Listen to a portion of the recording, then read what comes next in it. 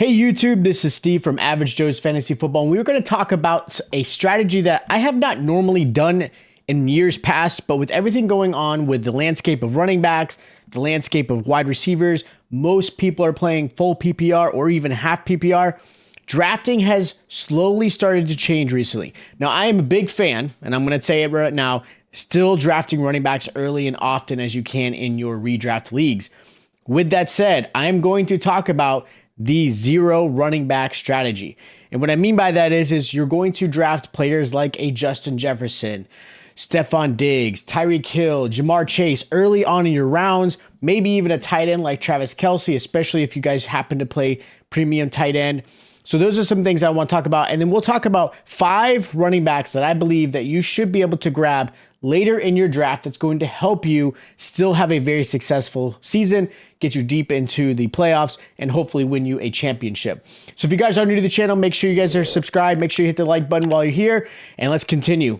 So the first guy I want to talk about is going to be Miles Sanders. Now, these are going to be rounds 5 through 7, and I have one dark horse I want to talk about, but right now, Miles Sanders is falling into the round 5 area. Now, again, we're talking 12-man leagues. He is right now running back 20. Last year, he finished as running back 15. He was averaging just over 12 points a game.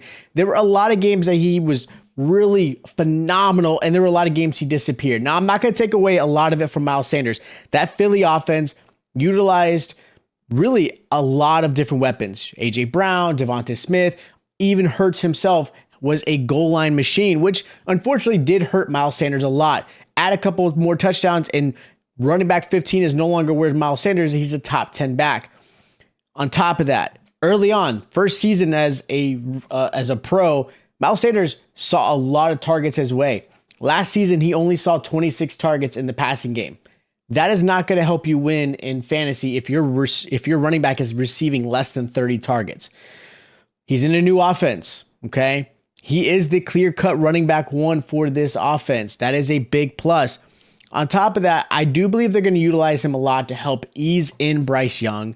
There's a lot of, I would say, a lack there of weapons. They've got some decent guys. You know, I still like DJ Chark, Adam Thielen, right? There's still some players that are going to obviously grab some attention, but Miles Sanders is definitely going to be the number 1 aspect. On top of that, there was a lot of offseason talk of being utilized more so in the receiving end to only spike up. Again, he was receiving nothing last season. If he can increase to where he's getting 3 to 4 targets a game, that RB15 or higher finish is an absolute realistic aspect for him, and you're getting him in round 5. So again, all you Miles Sanders non-believers, and I know I'm one of them, he is definitely somebody you can draft in the later round and feel confident that you still have a good low RB1, good RB2. So again, feel confident in that one. Now, another running back is going to be Rashard White. Rashard White, RB25 at this moment. Again, round 7 here, not round 5. He's a lot later. He finishes RB36 last season, and that was, of course, sharing most of his snaps with Leonard Fournette. This upcoming season, Fournette's not there. He isn't quite the clear-cut RB1 in this offense, but I do see him getting the majority of the touches. Plus, on top of that, this offense can be more fairly balanced. At least that's how it seems it's going to be. Mayfield is not Tom Brady. Tom Brady's gone. I believe they're going to protect Baker Mayfield and help this offense be somewhat successful. They're going to have to use the running back. White is one of those players that are going to really see an advantage of that. White had some great games last year. He was averaging almost 6 targets a game in the receiving end. I do see him probably more the 4 to 5. I think that's going to be where he's going to be at. But again, last season, he was only 40% snap share. I expect him to be around the 50 to 55% snap share in this offense, only increasing, getting more goal line work where Fournette obviously stole a lot of that from him last season. So I do expect Rashard White to improve. And again, a really good RB2 with the potential of being an RB1 in this offense. I'm not looking for the Bucs to be a lights out team, but if he can keep his 4 to 5 targets in the passing game, he can get more goal line work. He can definitely finish as a top 20 running back, maybe into the top 15, squeaking you just below that running back 1 in your team. Another running back is going to be Isaiah Pacheco. Right after White, he's RB26 in most drafts. He's finishing in the round 7 mark. He finished as RB 37 last season. That was with obviously a very crowded backfield. Now that crowded backfield hasn't changed much. McKinnon's still back. You got Clyde Edwards-Helaire. You've got Pacheco. There's still a lot of mouths to feed in that backfield. He was starting to see about 40 to 45% snap share towards the end of the season. Pacheco did average just above 12 points, about 12.36 points a game in the last 11 games of the season, which is, again, where he was seeing more than 40% snap share.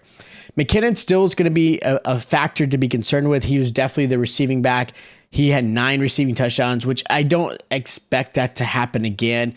I know a lot of people, obviously, I think a lot of analysts have really considered McKinnon as a one-off scenario last season, but of course he helped win a lot of people games last season. But Clyde Edwards is, at this point, he's pretty much out of the picture. I really expect a 45 to 50% share with Pacheco, maybe a little bit higher, and then of course McKinnon being in there, and then again I expect this offense to utilize Tony and Sky Moore and Justin Ross and kind of sprinkle them in as far as the rushing aspect. So again, I'm not looking at him to be an RB1. I am looking for Pacheco to be a really good RB2, high-end RB2. Again, I think he's going to be a finishing in the RB 17 to 20 mark at the end of the season. That's the kind of expectation.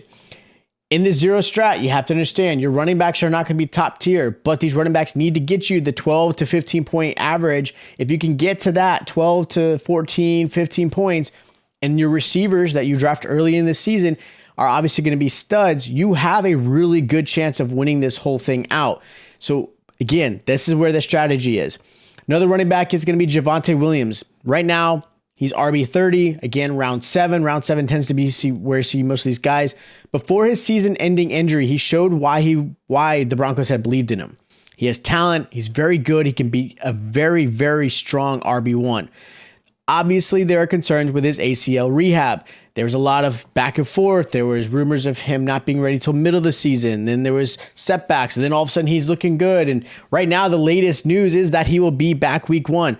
I am still hesitant. I do not believe that at all. I think Perrine will be the starting running back for the first 2 games maybe. And then obviously Javonte being eased in. I could be completely wrong. I'm not a medical professional. We're not in the, in the training camps. We're not there with his trainers. We're not there with the doctors. They, at this point, again, latest news, he is going to be there week 1. I'm hoping so. I'd like to see how he plays out because I like Javonte Williams. I've kind of faded him in Dynasty just because of the injury, and I just feel like there's other options out there. But he is a nice little dark horse. He's definitely a steal right now at the Route 7 because if he is able to come back, like he says in week 1, and he could potentially be your RB2 or RB3 on your roster based off of a round 7 draft pick, that's a steal. New offense, he can definitely play the Kamara part if, again, Peyton kind of brings that type of offense like he did with, the New Orleans Saints. So I do like Javonte Williams at this one. Now, my dark horse is going to be Kendra Miller. He's RB 45, round 11. Again, understand, round 11 is depth. We're not looking for this to alter your whole team. This is definitely a stretch for me, but I believe in him. I believe in his talent. I believe in his physicality. He's a rookie. Obviously, he's got a lot to show. He's definitely a late enough pick for you in round 11 that it's not going to affect your team really drastically. He's probably going to be at that point your RB3 or 4 in your roster. So again, he's more of a depth piece or maybe a handcuff if you happen to draft Alvin Kamara. But I will say this, if he can play like I believe he can and what I think he's going to bring to the Saints offense, he's going to be a running back that's going to help you win late in the season and into the playoffs.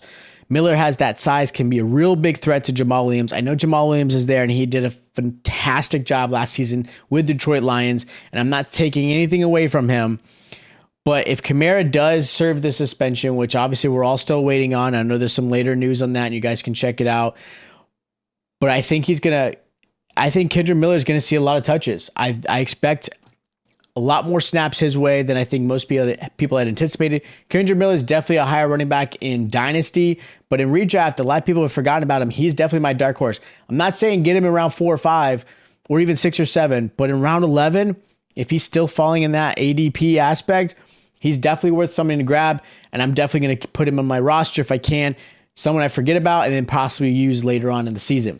So those are my 5 running backs that I believe are going to be some great no running back strategies for you guys, especially for those who are starting to really consider maybe drafting wide receivers in the first couple of rounds just to really help with your PPR. Because again, a wide receiver can produce a lot more points than most running backs can, except for like maybe 3 or 4. So this no running back strategy might be a way for you to help win this season.